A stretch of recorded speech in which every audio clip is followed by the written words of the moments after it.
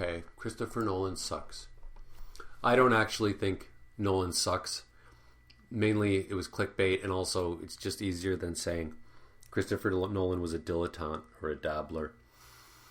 I think sucks is far more searched on YouTube than dabbler. So I don't think he sucks, but I think he's far from a genius or a Hitchcock or a Kubrick. Nolan is like Tarantino in that everyone almost unanimously thinks he's a genius, and it gets on my nerves. It's one thing to enjoy his movies, but he's a dabbler compared to real geniuses. He sucks at sentimentality. This is one reason. This is one thing that gets on my nerves. Yet he tries to put sentimentality in his movies. And like sentimentality, he forces other crowd-pleasing things in his movies. A good example is Inception. The love story is hardly relevant. I've heard others agree. I've heard people exclaim to me, was that a love story or was it what did I just see? Why did he put this love story in at all? Because he wanted to attract more fans. He wanted to get more people in the movie seats. But the movie could have been told just fine without it. And also the main character wanting to see his kids. That was also felt very tacked on.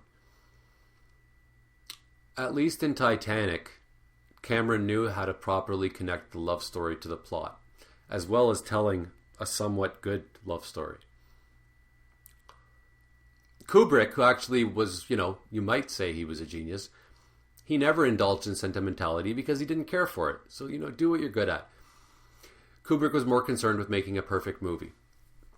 And if Nolan wants to please the crowds, that's fine. It's just don't try to say you're making great art. Right? Great art is when you make no compromises. Also in Inception, there's all these car chases which are clearly only there to please crowds. Also chasing through the streets, it was ridiculous and it detracted from the depth of the main idea.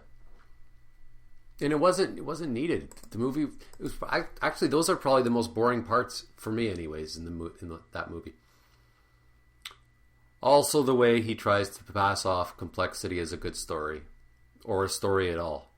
I'm not even sure some of his movies are stories.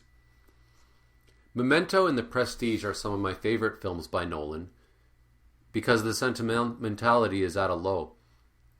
Interstellar was embarrassing because of the sentimentality. Seriously, love is the missing ingredient for time travel? Batman Begins bored me to death. The main reason being that Nolan went for hyper-realism. Nobody told him that it was a comic book movie. Batman was reduced to looking like a member of a SWAT team. If he was so intent on being realistic, then why have bat ears on the costume? It's impractical. He took all the fantasy out of it. The Batmobile looked more like a tank. Yeah, it's Batman. There's nothing practical or realistic about Batman. It's ridiculous. After I saw The Dark Knight, my first reaction was that it was just as bad as Batman Begins. Except for the Joker. The Joker was the only good thing about it. I have met other people who have also said the same thing word for word. The only good thing about it was the Joker. It was ridiculous. It was also ridiculously complicated, as Nolan is prone to be. A friend actually said to me, I'm still trying to figure out who the Chinese guy was. The Dark Knight Rises is my favorite Nolan film because for once it is a straightforward story, and for once he did sentimentality well. I actually cried at the end of it. On a final note, just an observation of the Batman films. I find it interesting that all three films have an initial villain who's later followed by a second villain. So in the first one we got Scarecrow. We think Scarecrow's the main villain, and then we find out Ra's al Ghul's the real villain.